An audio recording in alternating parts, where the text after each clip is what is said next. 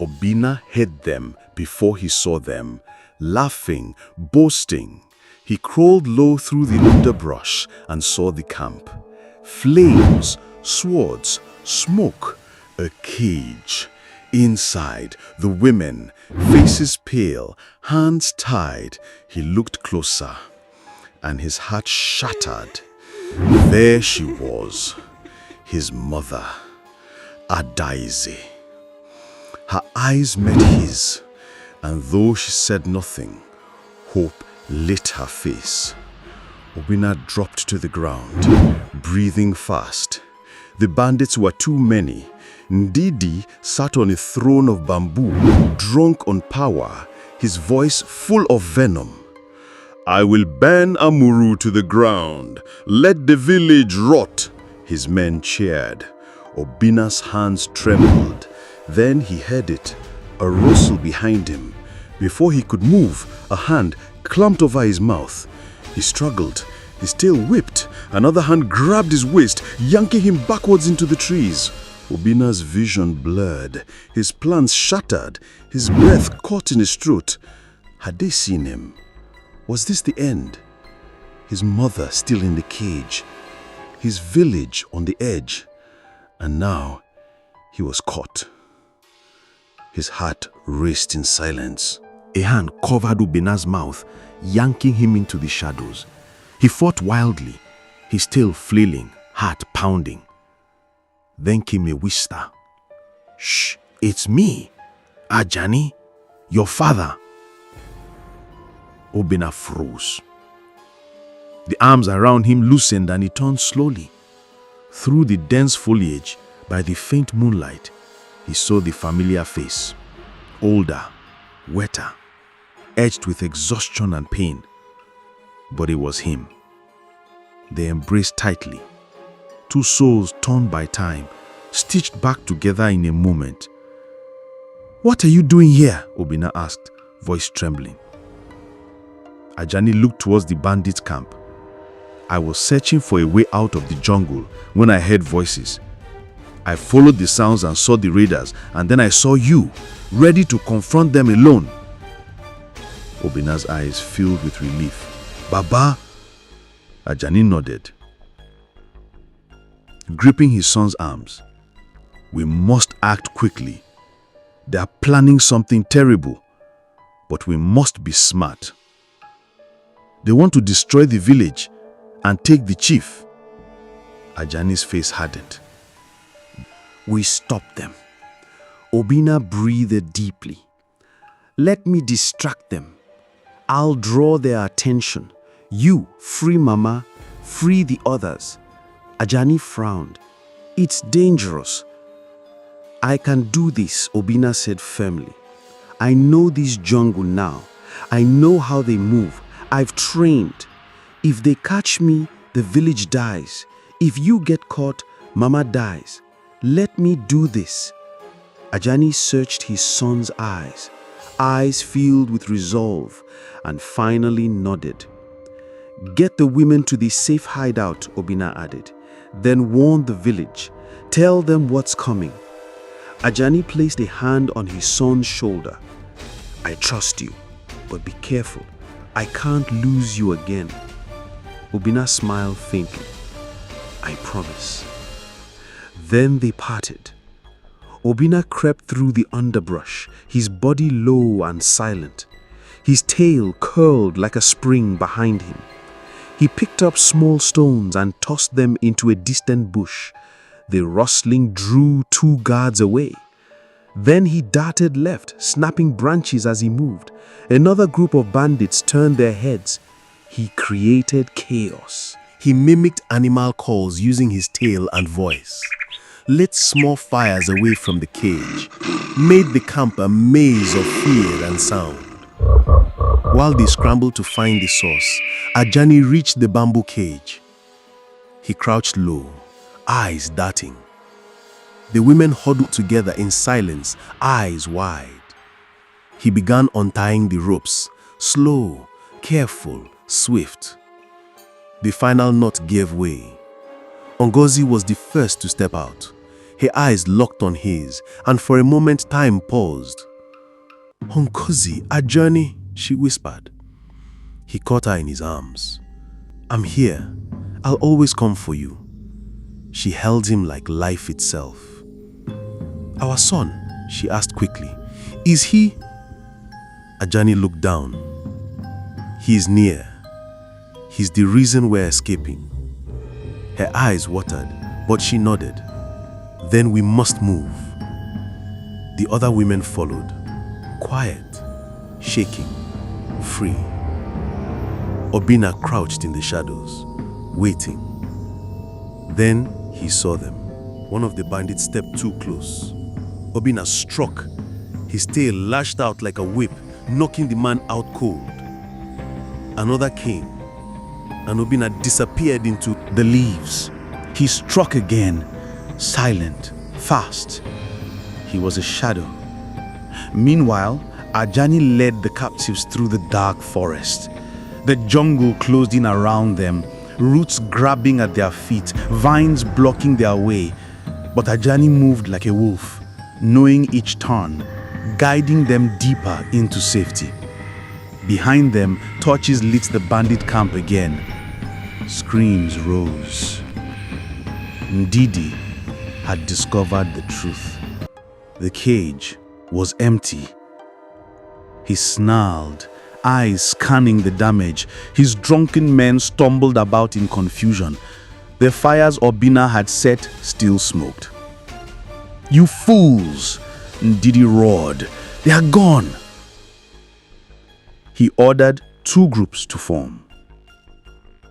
One would go to Udo and capture the chief. The other would recapture the women and punish whoever helped them. "I'll deal with the traitor myself," Ndidi growled. Ajani and the women reached a secret alcove, hidden beneath thick vines. He turned to them. "Stay here. No matter what, don't come out unless you see me or Obinna." Ngozi gripped his hand. "Come back to me," he promised, then vanished into the jungle again. Ndidi's men searched, but the trail was cold. Ajani had covered every track. Still, they pushed forward, hunting. Ajani ran. He reached Udo before sunrise, his feet barely touching the earth. His chest heaved. Villagers stumbled from huts as he entered, shouting their names. "They are coming!" he yelled. "Ndidi is sending men to destroy us. He wants to take the chief. We must be ready." The people gasped. Some cried. Others ran for weapons. He told them everything. How Obinna had returned, how he had saved the women, how they escaped the camp. They listened in silence. For the first time, they believed. They remembered Mama Ejime's words, the prophecy, the tale, the one they cast away. He was the one saving them. They began to prepare. Obinna stepped into the moonlight. Ndidi stood alone. Their eyes met. "So," Ndidi sneered, "the monkey boy thinks he's a warrior." "My name is Obinna, and I've come to end." Ndidi laughed. "You think words can fix what was broken? You can't bring my mother back." Obinna's voice was steady. "No, but you can stop this cycle. You can walk away." He spoke of forgiveness, of strength, of the chance to be better. Ndidi listened, and for a second it seemed like he might soften. Then he grinned, a twisted, cruel grin. "You're a fool, just like your mother." He lunged. The punch came fast. Obinna groped to the ground, the pain blinding. His tail flailed, his ears rang. Ndidi struck again, then dragged him away. When Obinna awoke, he was tied to a tree, blood on his lip, wrists burning. Ndidi walked back and forth, smirking. "You talk of peace, boy. Let's see how peaceful you feel when your village burns." But deep in Obinna's chest, the fire still burned, and the battle wasn't over. Rain poured over Udo village like a blessing long denied. The soil drank eagerly. The roofs glistened. The people stood motionless at first, blinking up into the sky, almost afraid it wasn't real.